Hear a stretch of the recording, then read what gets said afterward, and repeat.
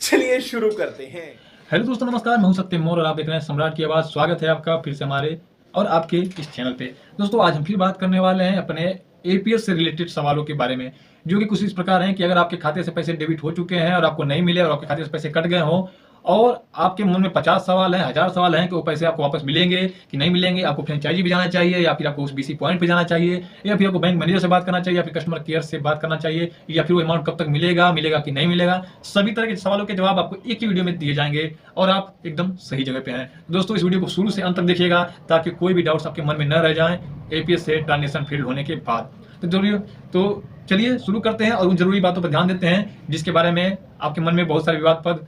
समस्याएं भी सवाल खड़े हो जाते हैं ट्रांजेक्शन फेल होने के बाद। दोस्तों, चलिए शुरू करते हैं।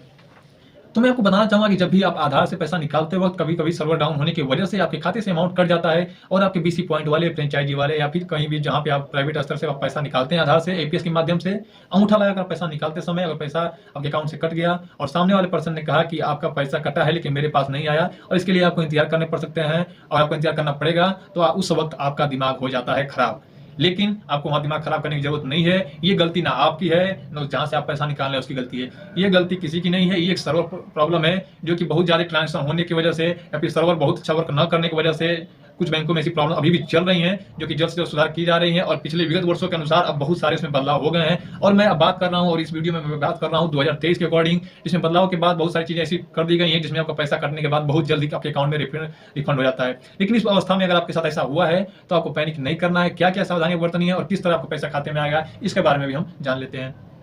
आपको अगर एक शैली में और एक शुद्ध सरल भाषा में बताने की कोशिश करूं तो इसका एक ही जवाब हो सकता है कि जब भी आपके खाते से पैसा कट गया हो और आप सामने वाले बीसी पॉइंट या सीएसपी शाखा वाले ने कहा कि आपको पैसा हमारे खाते में नहीं आया है, तो आपको वहां उससे बहस नहीं करनी है, ना ही आपको किसी तरह की परेशानी का सामना अपने मन में सवाल पैदा करना है। दिक्कत है आपको, उस समय आपको पैसे की आवश्यकता थी, आपको पैसा नहीं मिल पाया, तो ये स्वाभाविक है कि आपके मन में गुस्सा आएगा और यह गुस्सा उस बीसी पॉइंट या उस सीएसपी संचालक के ऊपर ही गुस्सा आएगा, लेकिन उसकी गलती नहीं होती है। यहाँ पे पैसा फंसने के बाद आपको बिना कुछ किए, सच्चाई यही है, इसे आप समझ लें, आपके बिना कुछ किए ट्रांजेक्शन फेल्ड के बाद भी 3 से 7 दिनों में वो पैसे आ जाते हैं। और कभी कभी बहुत ज्यादा सर्वर दिक्कत रही हो और उस दिन आपको पता भी ना रहा हो और आपने उस दिन ट्रांजेक्शन कर दिया, ट्रांजेक्शन फेल्ड हो गए, तो इस अवस्था में यह समय 45 दिनों तक का भी हो सकता है। इस दौरान आपको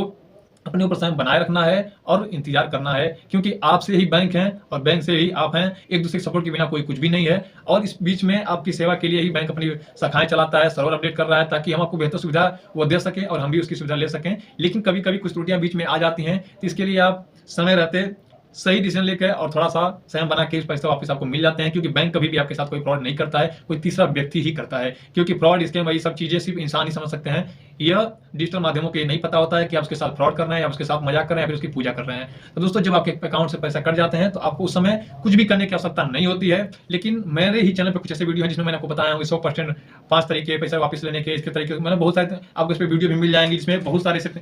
तरीके बताए गए हैं जिसमें आप 2 नारियल फोड़ के भी पैसे वापस पा सकते हैं। तो ये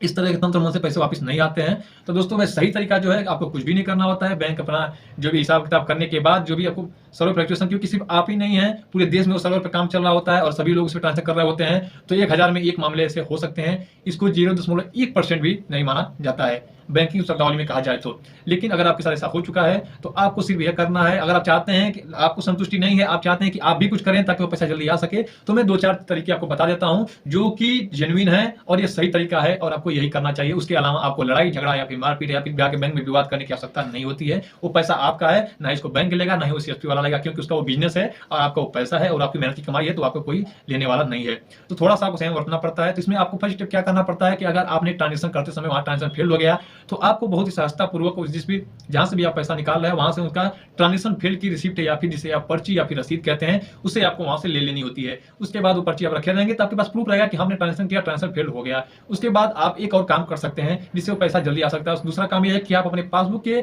आगे पीछे नीचे ऊपर या फ्रंट पे या फिर लास्ट पेपर बैक पे भी आपको कस्टमर केयर एग्जीक्यूटिव का नंबर मिल जाता है, जिस पर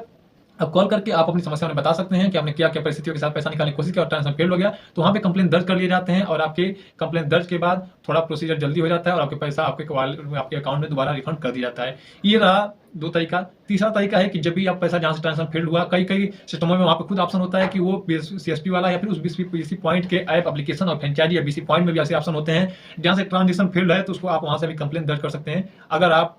ये बात उन्हें प्यार से कहें तो आप वहां से भी कंप्लेन दर्ज करा सकते हैं, तो वहां से कंप्लेन हो जाएगा। प्लस आपके कस्टमर कैसे कंप्लेन हो गया, 2 माध्यम हो गए आपकी बात आपके बैंक तक पहुंचाने की। तीसरा माध्यम हो गया कि अगर उसके बाद भी संतुष्ट नहीं है तो तीसरा माध्यम ये है कि आप एक विस्तृत रूप में ट्रांजेक्शन फेल्ड की रसीद लगा के और एक एप्लीकेशन लिख के आप अपने ब्रांच मैनेजर के पास सबमिट कर दें, ताकि वहां से ईमेल किया करें, मतलब आपका ब्रांच मैनेजर आपको ईमेल करके अपने बैंक के हेड पे वहां से आपका प्रॉब्लम जो है उसको अवगत करा के और पैसा आपके खाते में वापस कराने की कोशिश जल्दी हो सकती है और ये प्रक्रिया थोड़ी जल्दी हो जाती है। ये हो गया तीसरा तरीका। चौथा तरीका है कि सारे प्रोसेस करने के बाद भी एक बहुत समय लग गया और आपको पैसा अभी तक नहीं आया है और 45 दिन का भी वक्त गुजर गया और अभी तक आपको पैसा वापस नहीं आया है, तो उसके लिए सबसे इंड और लास्ट तरीका यही है कि जागो ग्राहक जागो एक कस्टमर केयर नंबर है जिस पर आप अपनी समस्या का